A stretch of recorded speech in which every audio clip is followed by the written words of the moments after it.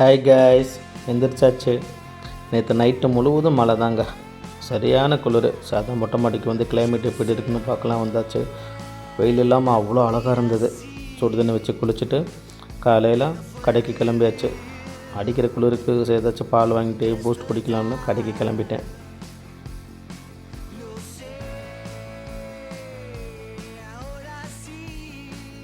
நம்ம ரெகுலராக கடைக்கு வந்தாச்சு. பால் பூஸ்ட்டு வாங்கியாச்சு.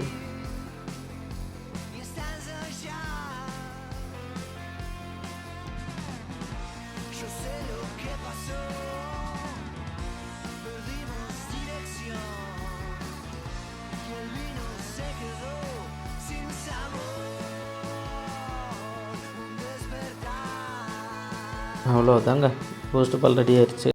அடுத்த வீடியோவில் பார்ப்போம். நம்ம சேனலை சப்ஸ்கிரைப் பண்ணிடுங்க. Bye guys.